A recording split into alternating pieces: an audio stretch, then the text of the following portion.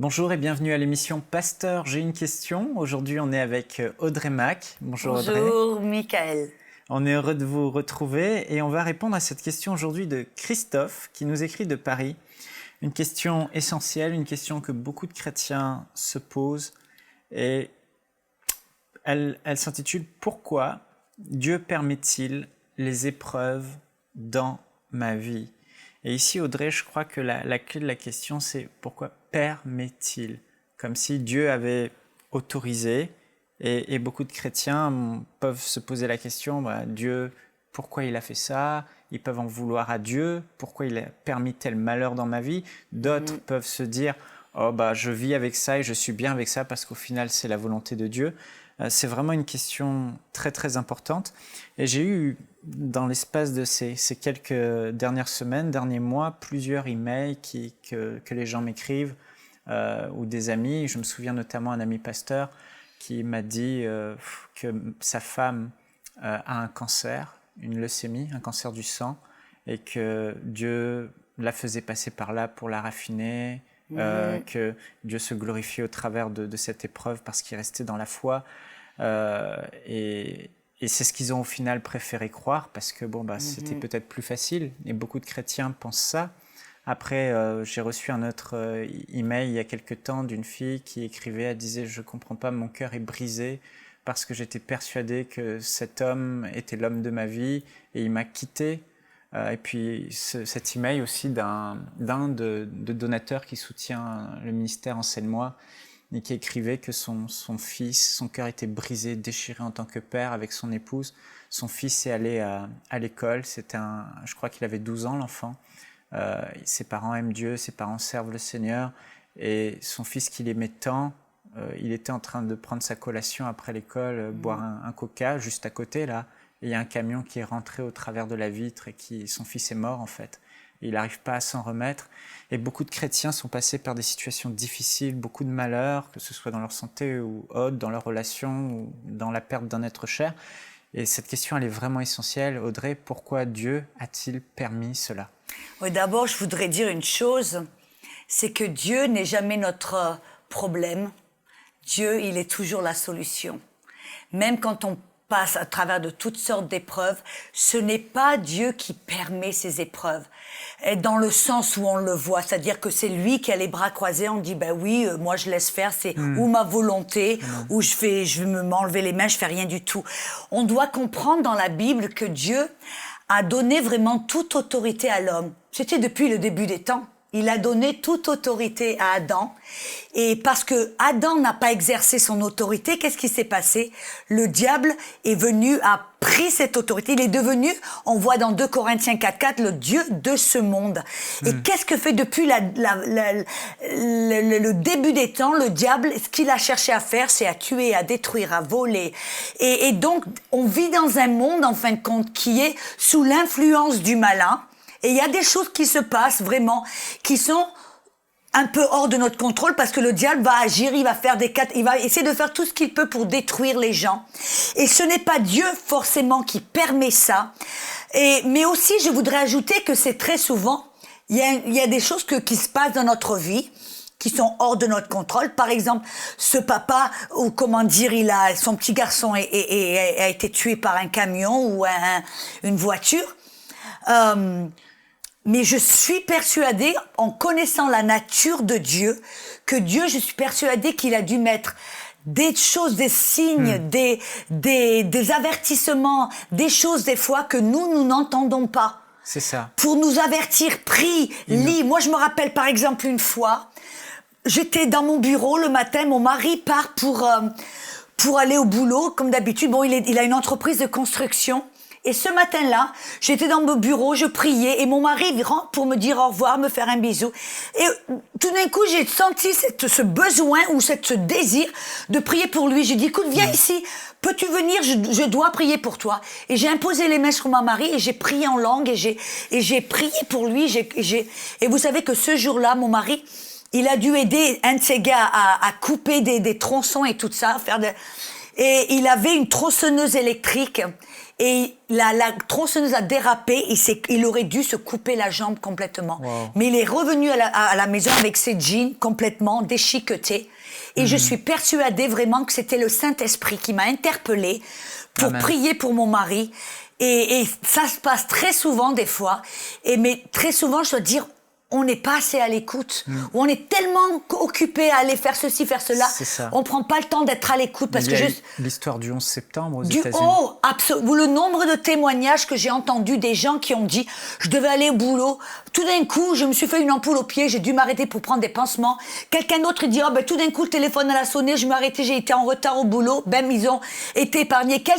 Il y a eu tellement de témoignages comme ça, des choses que Dieu on parlait à la personne, Laurent, va pas au boulot aujourd'hui. Beaucoup avaient ce témoignage intérieur, là, ils sentaient quelque chose de mauvais, et ils allaient pas au boulot, donc Dieu les prévenait. Oui, les prévenait et leur a montré de ne pas aller.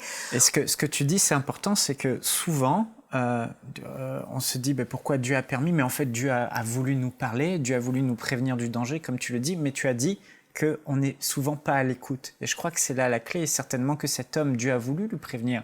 Il y a un danger qui va atteindre ton fils, mais prie, et on n'a pas prié, on n'est pas spirituel, on n'est pas à l'écoute de notre esprit, et du coup, ça passe à côté, c'est une petite pensée perdue, oui. Et on n'agit pas dessus, on prie pas.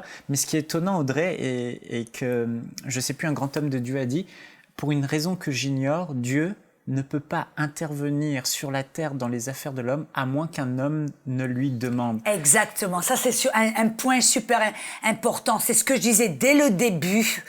Dieu a donné toute autorité à l'homme. Et Adam n'a pas utilisé, il a dit, il dominera sur toute la terre, c'est lui qui va gérer, dominer, et l'autorité commence à s'exercer, c'est-à-dire qu'on autorise certaines choses, on permet certaines choses et on ne permet pas certaines choses.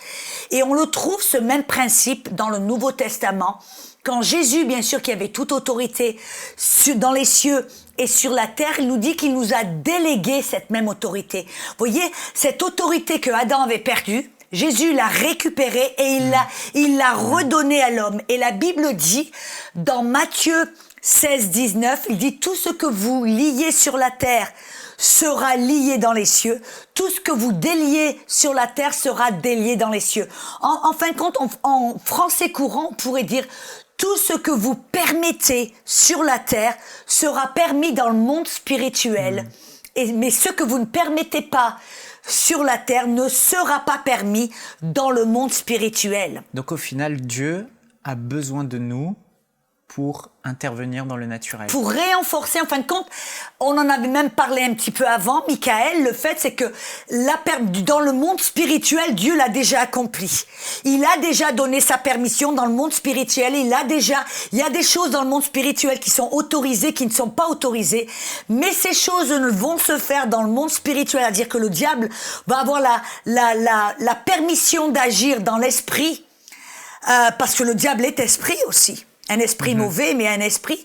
Les choses lui seront autorisées dans le monde spirituel quand nous, ici sur la terre, nous autorisons ou nous ne permettons pas. Vous voyez, c'est ça. Amen. En fin de compte, des choses qui se passent, que le diable a la permission de le faire, il le fait vraiment parce que nous, ou alors parce que au travers de nos paroles, ce que l'on dit, ou au travers parce qu'on est passif et on n'exerce pas notre autorité comme Adam l'a fait. C'est ça, et ça c'est un grand rôle du diable de nous rendre passifs, de rendre l'Église passive. Oui.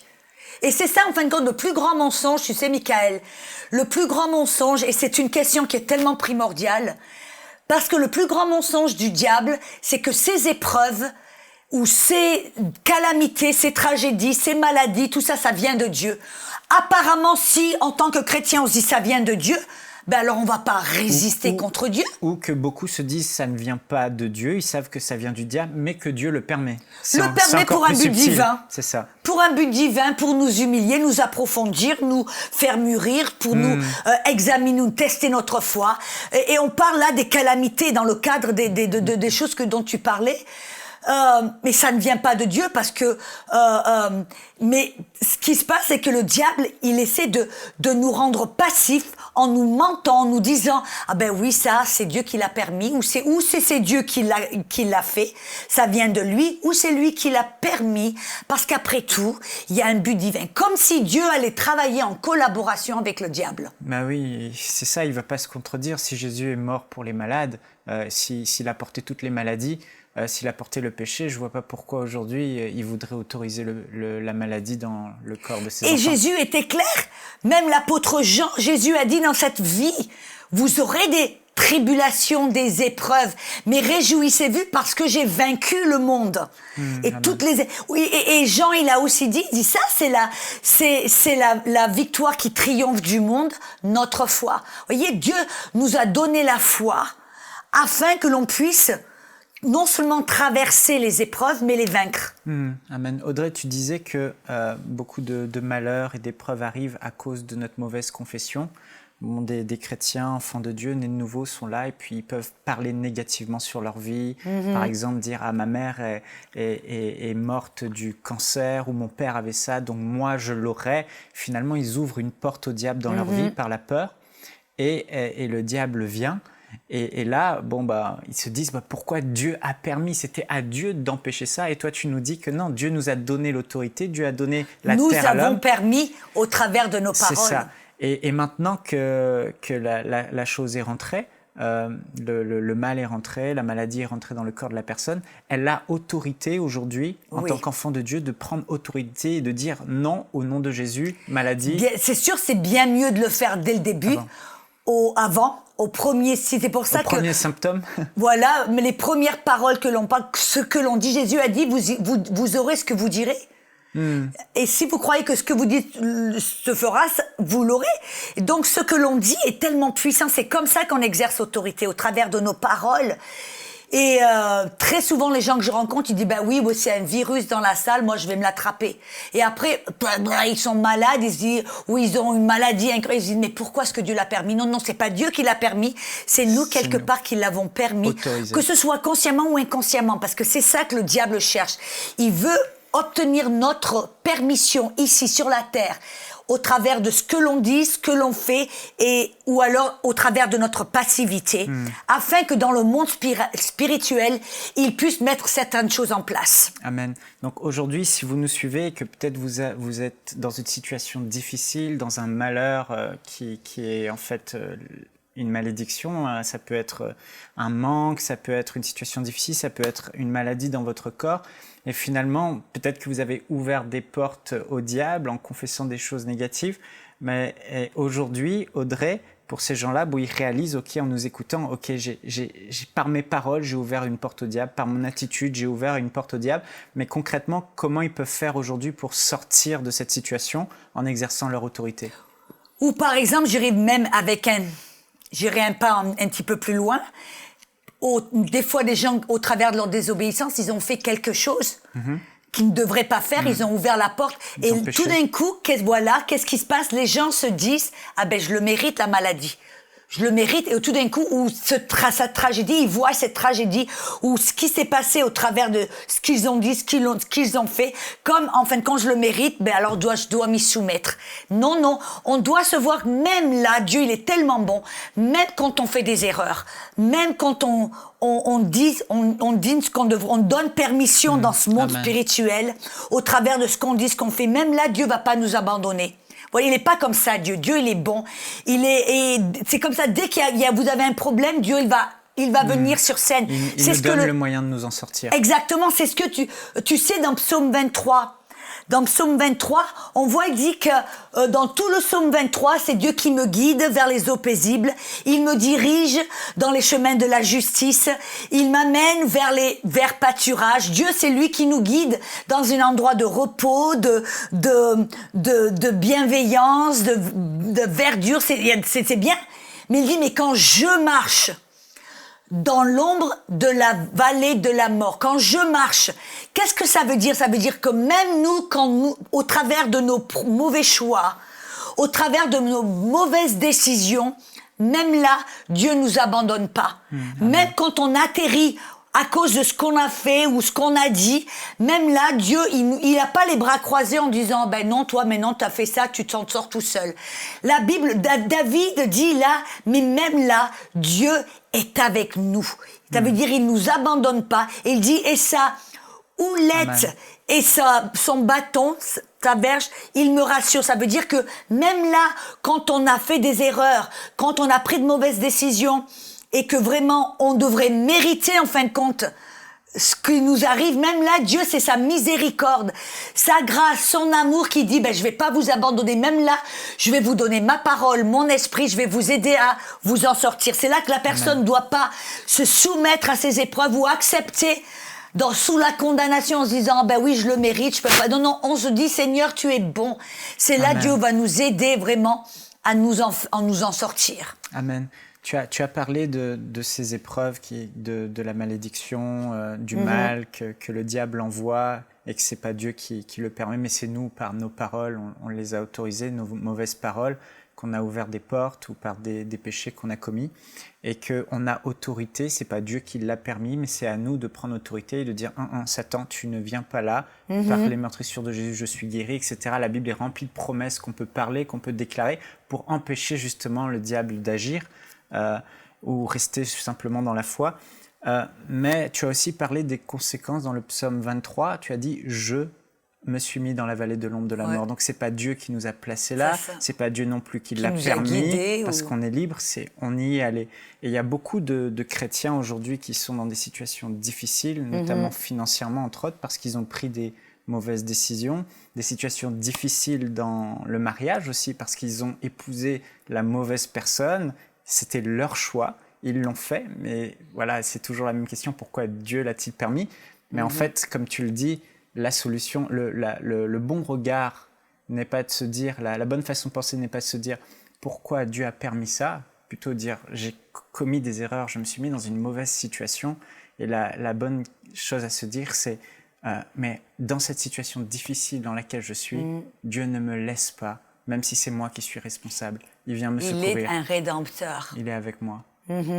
Amen. Dieu est un rédempteur et même quand on fait des erreurs, on doit se voir que, comme j'ai dit tout au début, Dieu, il n'est pas le problème, il est la solution. Et même là, quand on fait des erreurs, Dieu, il est avec nous pour nous en faire sortir, pour nous aider. Audrey, tu as dit que les épreuves mauvaises, le mal, etc., ne viennent pas de Dieu. Dieu n'est pas permis par Dieu, mais quand on pense à ce passage de l'écharpe de Paul, la Bible dit, je ne sais pas si je l'ai noté quelque part là. Dans 2 Corinthiens 12, ça commence verset 7, je pense. Voilà, je l'ai, c'est ça. Et pour que je ne sois pas enflé d'orgueil, 2 Corinthiens 12, 7, à cause de l'excellence de ces révélations, il m'a été mis, c'est l'apôtre Paul qui part, une écharpe dans la chair, un ange de Satan pour me souffleter et m'empêcher de m'enorgueillir. 3 fois, j'ai prié le Seigneur de l'éloigner de moi. Et il m'a dit, ma grâce te suffit, car ma puissance s'accomplit dans la faiblesse. Je me glorifierai donc bien plus volontiers de mes faiblesses, afin que la puissance de Christ repose sur moi. J'ai entendu tellement de chrétiens qui passent par des épreuves dire, finalement, j'ai prié, mais je n'ai pas été exaucé, parce que Dieu voulait me garder dans l'humilité, comme l'apôtre Paul, à travers ce passage. Qu'est-ce qu'il en est? En fin de compte, déjà, la question qu'on doit se poser quand on voit m'enorgueillir ou que je ne sois enflé d'orgueil, vraiment dans le grec, c'est la parole hyperaïro qui veut dire élevé, exalté, au-dessus, au-delà.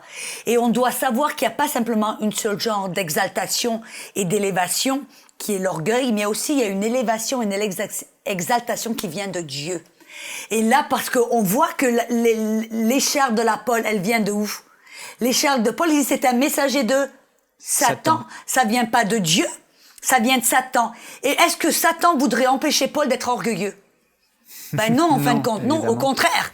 Et alors, on voit que Satan a envoyé cette écharde pour l'empêcher d'être exalté. Pourquoi? Parce que c'est qui l'exaltait au-dessus? C'était Dieu.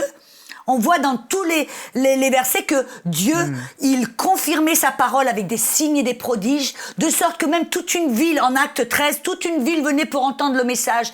Ces révélations de qui nous sommes en Christ, de l'autorité, de notre justice. Bien sûr, le diable perdait la domination sur le peuple qui était sauvé, délivré, guéri. Et alors, qu'est-ce que c'était cette écharpe de Paul dans la chair? La Bible nous montre qu'une écharde, les seuls 3 endroits où ça parle d'une écharde, ça parle d'un groupe de gens, c'est dans Nombre, dans Josué, dans le livre Juste, ça parle d'un peuple, les Philistins, les Cananéens, qui deviendraient une écharpe, qui deviendrait un harassement au peuple d'Israël, qui infligerait de la douleur, qui les poursuivrait, les harasserait. Et c'est de ça, qu'est-ce que c'était? De la persécution. Paul était persécuté complètement, continuellement, lapidé, battu avec des verges. Pourquoi? Parce qu'il prêchait cette révélation qui rendait les gens libres. Et Dieu l'exaltait en confirmant avec des signes et prodiges, en le rendant influent parmi le peuple où les gens venaient pour l'écouter. Et alors ça, le diable n'aimait pas du tout. Donc il a envoyé un ange, un messager, un ange. C'était un démon qui allait influencer le peuple, les incroyants, les juifs, légalistes, qui étaient influencés par ce démon pour inciter. On voit ça dans le livre de Acte 13, Acte 14 et Acte 15, que ça a incité ces peuples à provoquer de la persécution contre Paul pour l'empêcher de prêcher. Et donc cette épreuve ou cette écharpe, c'était pas une maladie que Dieu refusait de guérir, c'était en fin de compte de la persécution. C'était un démon qui incitait la persécution parmi le peuple pour l'arrêter de prêcher. Et pourquoi Dieu ne l'a pas libéré de cette persécution? Pourquoi? Parce qu'on a été racheté de la maladie, Michael, on a été racheté de la pauvreté. En Jésus, on a été racheté des malheurs, des épreuves qui viennent du mal et de la malédiction. On en a été racheté. Mais Jésus a dit, quiconque veut vivre d'une manière pieuse va être persécuté. Et il a dit même aux disciples, oui, vous avez quitté vos maisons, vos champs, vos métiers, vos familles pour l'évangile, et vous allez en recevoir 100 fois plus dans cette vie avec des persécutions. Et Dieu, il est tellement bon, vous voyez, bien sûr, il dit, Jésus nous a montré que la persécution, la maladie, le mal, les épreuves, la tragédie, on en a été libéré et racheté, mais la persécution vient avec l'appel, vient avec le domaine le chrétien qui vit dans un monde qui est sous l'influence du diable. C'est ça, c'était on va être persécuté. Son obéissance à Dieu qui le poussait à être exposé, puis l'opposition du diable se levait pour détruire ce qu'il était en train de faire. Ça, c'est une autre épreuve et qui vient du diable, en fin de compte. C'est ça, et Dieu ne voulant pas détruire tous ses persécuteurs parce qu'il veut les sauver, Amen. Il se retrouve c'est ce qu'il a fait avec Paul, n'est-ce pas? C'est ça. Paul était un persécuteur. Mais au travers, quand il a vu le témoignage de Étienne, qui a pardonné, qui a aimé, ça lui a touché le cœur et il a été sauvé. Amen. Et puis on a, Audrey, dans 2 Chroniques, au chapitre 32, verset 31, c'est écrit, en parlant du roi Ézéchias, juste avant, la Bible dit que la main de Dieu était avec le roi Ézéchias et que Dieu bénissait le roi Ézéchias et que tout ce qu'il faisait, il réussissait. Et puis c'est écrit au verset 31, « Cependant, lors de la visite des ambassadeurs, des dirigeants babyloniens, envoyés pour s'informer sur le prodige qui avait eu lieu dans le pays, Dieu l'abandonna, ou Dieu abandonna Ézéchias à lui-même pour le mettre à l'épreuve et savoir ce qui était réellement au fond de son cœur. » Alors, oui. Audrey, est-ce qu'il y a certains types d'épreuves que Dieu permettrait réellement pour révéler ce qu'il y a au fond de notre cœur? Mais d'abord, la première chose qu'on doit se dire, c'est que Dieu, dans le livre de Jacques, c'est clair, il dit que personne ne dise quand il est tenté ou mis à l'épreuve que ça vient de Dieu, car Dieu ne tente personne, n'est pas tenté lui-même et ne tente personne avec le mal. Et donc, si cette épreuve est remplie de mal, de cette manière, ça ne vient pas de Dieu. Mais il y a une épreuve, comme tu viens de souligner. C'est vrai. Moi, je vois dans 1 Thessaloniciens, chapitre 2, verset 4, ça nous le dit d'une manière différente. Il y a un style d'épreuve qui est vraiment où Dieu regarde dans notre cœur ou sonde notre cœur. Parce que vous voyez, dans cette nouvelle alliance, Dieu est intéressé à notre cœur. Il veut voir, il veut purifier notre cœur. Il veut que notre cœur soit pur, authentique et fidèle. Et c'est ça que Dieu veut. Il veut un cœur qui est bon, qui l'aime. Et on voit dans 1 Thessaloniciens, chapitre 2, dans le verset 4, écoutez, il dit que selon que Dieu nous a jugés dignes de nous confier l'évangile, ainsi nous parlons non comme pour plaire à des hommes, mais pour plaire à Dieu qui sonde nos cœurs. Et moi, je vois que il y a des fois, Dieu, il va faire certaines choses pour vraiment exposer ou révéler ce qu'il y a dans nos cœurs.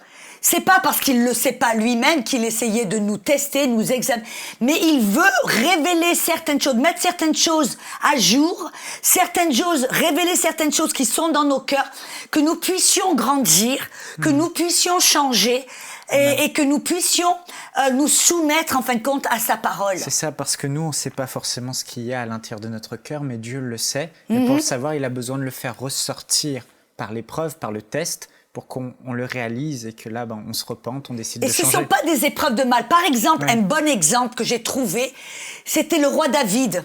Il dit qu'il a un cœur qui est après Dieu, qui poursuit Dieu. Il avait un cœur qui était pour Dieu.